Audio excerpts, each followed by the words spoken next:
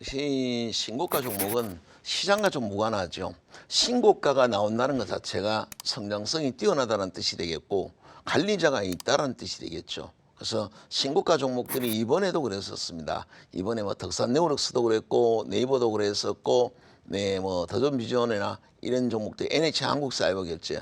NH한국사이버가 왜 떨어졌는지 이해를 못하겠어. 그렇죠? 오히려 전자결제 쪽은 이번 언택트 쪽으로는 더 수혜 종목이 되는데 그런 종목군들이 다 코로나 사태로 다 똑같이 떨어졌었죠. 근데 신고가를 찍었었던 종목이 반등이 제일 빨랐습니다. 낙폭가대 종목이 아닙니다. 낙폭가대 종목도 나눠지죠. 낙폭가대가 단순히 실적이 안 좋고 기업 내용이 안 좋아서 떨어진 것도 있고 정말 시장 때문에 떨어진 것도 있잖아요. 근데 무조건 우리는 낙폭가대를 찾는데 그게 아니라 성장주를 찾아야죠. 성장주인데 안 떨어져야 되는데 시장 때문에 떨어진 종목을 찾아야죠. 그러려면 우리 입장에서는 기준이 많으면 안 되는 거니까 여러분들은 그냥 딱 역사적 신고가 혹은 52주 신고가 여기에 있는 종목군들 그들 종목은 분명히 두 가지가 만족이 된 거죠. 실적이 잘 나올 미래 실적이 잘 나오고 관리자가 있으니까 신고가를 찍은 것이죠. 그런 종목을 떨어졌을 때 그걸 매매하면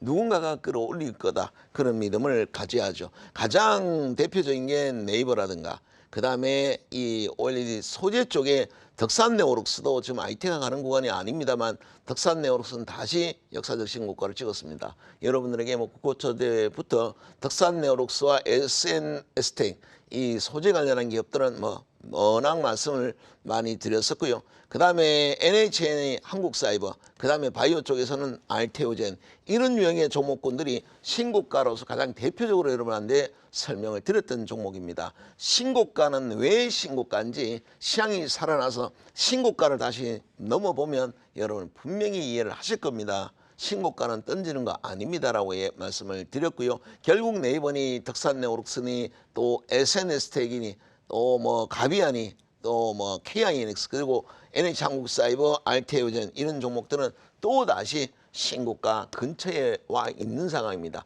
시장이 그렇게 붕괴가 됐어도 다시 신고가면 얼마나 비싸요. 신고가 나오던 종목이 악재가 뜨면 거기를 고점으로 해서 주가는 보통 거기서부터 급락을 하고 꺾여버리죠. 신고가는 한동안 못 올라갑니다만 이들 종목 그래서 그냥 신고가 이슈로 올라가는 것이 아니라 실적으로 그냥 실적도 아닙니다. 앞으로 잘 나올 미래 실적으로 신고가를 가는 종목 이런 종목군들은 고점을 찍고 꺾이는 것이 아니라 다시 2차 시세를 추게 되는 것이죠. 관련한 종목군들을 한번 신고가 종목을 보도록 하겠습니다. 네이버를 보지요. 네이버 같은 경우에 3월은 다 똑같습니다. 3월 코로나 사태로 종목이 좋고 나쁘고 할 것 없이 다 똑같이 떨어졌었죠. 이 전자상거래가 활성화가 되면서 당연히 네이버 입장에서는 악재보다는 수혜로 더 인식을 해야 됨에도 불구하고 뭐 투매가 나오고 반대 매매가 걸리니까 똑같이 떨어집니다. 그러면 여유가 있고 자금의 여유가 있는 분 조금 롱텀으로 먼 그림으로 보시는 큰 사이클을 좋아하시는 분 입장에서는 이거는 뭐 물반 고기반이 돼버리는 거죠. 네이버 이거 언제까지 떨어질 건데 코로나 사태라는 건 바이러스는 언젠가 끝이 나는 거니까 뭐 메르스 때 사스 때 에볼라에서도 바이러스 그 치사율 높은 에볼라도 그랬고 어느 거든 무조건 소멸이 됩니다. 그래서 바이러스는 끝장이 나는데 무한 가는 건 아니니까 그런데 그로 인해서 떨어지면 주가는 다시 원위치를 가야 되고 그죠? 그래서 이번에 네이버라든가 NH한국사이버라든가 덕산네오록스가 다 이번 코로나 사태로 대박을 칠 수 있었던 종목이었었죠. 카카오도 똑같이 카카오도 결국 이 자리에서는 끝까지 떨어질 수밖에 없었고 특히 아까 같은 거는 덕산네오록스였죠. 역사적 신고가 찍고 승승장구했었던 종목입니다. 그래서 지난 연도까지 200억의 영업이익 올해는 300억까지 예상되는 영업이고 뭐 중국 로컬 업체들까지도 웬만하면 다 OLED 패널을 쓰는 상황입니다. 수요는 뭐 애플까지도 OLED 패널을 쓰는 상황이라 덕산네오록스가 가장 앞으로 성장성은 제일 뛰어나다고 봤는데 그럼에도 불구하고 이날 급락을 했었죠. 그리고 나서 그 다음날 지수 9% 날아가니까 바로 다시 원위치를 해서 61선을 회복했습니다. 역시 역사적 신고가를 찍었던 종목이다 보니까 회복이 좀 더 빨랐다라고 보시면 되겠고요. SNS텍은 이미 역사적 신고가를 깨버렸습니다. 그동안에 이 블랭크 마스크 쪽으로 국내에서 일본, 호야 다음으로 우리나라에서 만들 수 있는 유일한 기업은 SNS텍이다라고 말씀을 드렸고, 지난년도 영업이익이 100% 이상 지난년도 성장을 했지요. 네, 매년 거의 더블 가까운 성장, 20억에서 50억, 50억에서 지난년도에 100억. 고속 성장을 하고 있죠. 소재 국산화의 1등 공신이 되는 기업이 바로 SNS텍입니다. 결국 역사적 신고가를 찍었는데, 신고가를 찍을 종목이 이렇게 무참하게 코로나 사태로 떨어졌으니 기관들이 다 잡았던 자리가 되고 이런 데가 상당히 많습니다. 다시 한번 여러분 타임머신 타고 돌아가면 SNS텍 같이 이 좋은 종목이 이번 코로나로 떨어진 거는 이건 무조건 잡았어야 됐다라고 보시면 되겠죠. 자, KINX도 신고가를 찍었고요. 특히 NH한국사이버를 보시죠. NH한국사이버는 하락폭은 크진 않았죠. 코로나 사태로. 그래도 떨어져서 될 종목은 아니었습니다. 이미 아는 기관들은 아니 전자결제 쪽은 네 당연히 네 인터넷 쇼핑이 많아지거나 하면 전자결제 시장이 제일 커지는데 왜 떨어져? 그러고 기관들은 잡아버렸죠. 그리고는 지금 오늘도 역사적 신고가를 찍었습니다. 네이버도 그렇고 SNS도 그렇고 덕산네트워크스도 그렇고 NH한국사이버 이것만 딱 보더라도 아 이번에 던지고 나서 땅을 치고 후회하는 분들, 역시 지금 언택트 관련한 종목군들은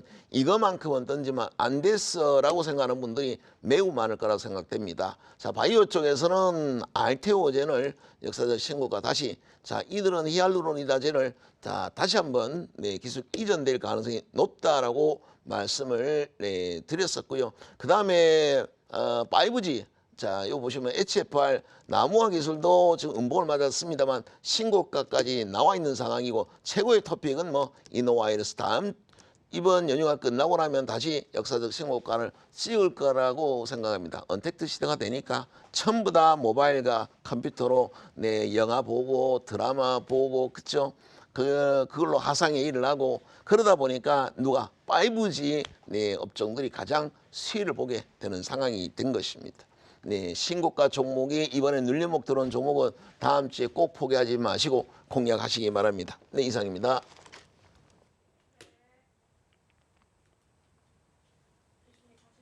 네. 자, 이번에는 이번 주 미래실적과 메이저 수급 모두를 만족했던 진짜 주식 5선을 만나볼 텐데요. 지금 공개합니다.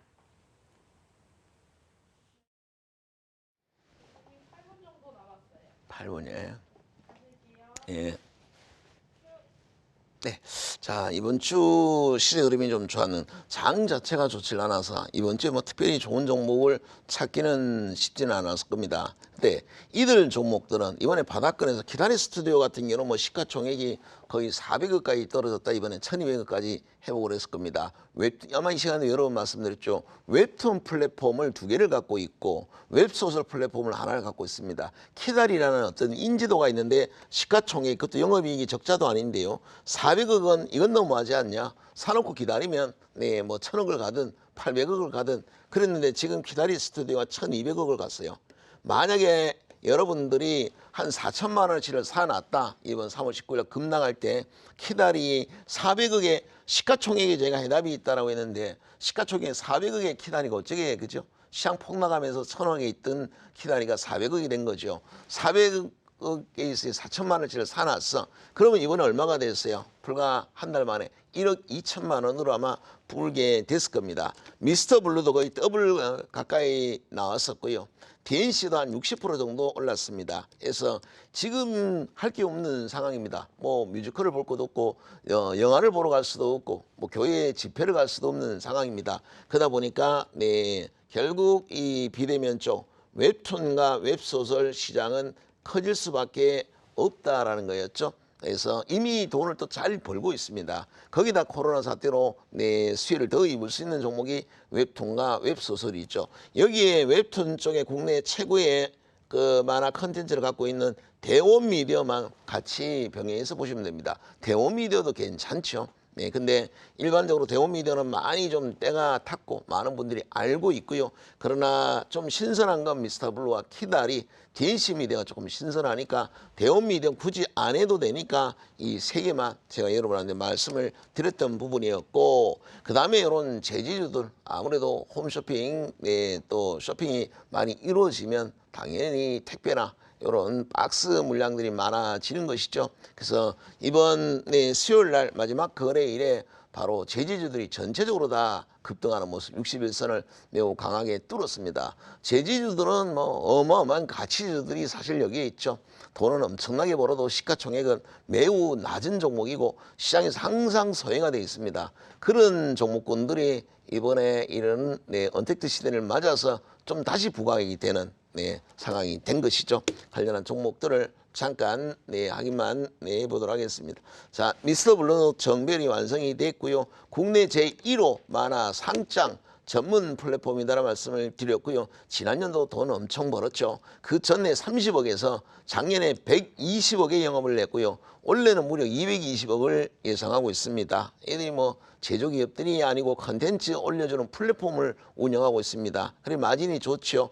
20% 이상인데 원래 220억에 마진 20% 이상인데 시가총액이 2천억이면 비싼 건가요? 절대 비싼 것이 아니죠. 키다리는 이번에 급등을 해버렸습니다. 52주 신고가를 찍고 급등을 했는데 키다리 같은 경우에 400억에 여러분한테 소개를 했고 지금 1,100억까지 와 있는 상황입니다. 변동성이 커졌으니까 다음 주 월요일 날 5월 4일 날 변동성이 축소가 되면 5일선부터 시작을 하면 될 것 같고요. 그때 제가 이 말씀을 드렸죠. 웹툰 플랫폼, 봄툰도 운영을 하고 있고 프랑스에서 인수한 델리툰도 있고 판무림이라는 웹소설 플랫폼도 있어요. 그런 이 업계에서 인지도 높은 키다리가 400억이 웬 말이에요. 결국은 1,100억까지 올라왔었죠. 네. 자, 그 다음에 DNC 미디어는 역사적 신고가에 와 있습니다. 지난 3년 동안 실적이 제일 안정적으로 매년 영업이익이 60억, 70억, 지난년도 영업이 80억, 올해는 120억. 제일 안정적인 기업은 DNC 미디어로 보시면 됩니다. 그래서 다음 주에 변동성이 큰 키다리, 미스터 블루보다는 DNC 미디어를 다음 주에 거래하시기 바랍니다. 다음 주에. 그 다음에 아세아 제지, 신장 제지는 패턴은 다 똑같습니다. 다음 주 조정에서부터 시작하도록 하겠습니다. 네, 이상입니다.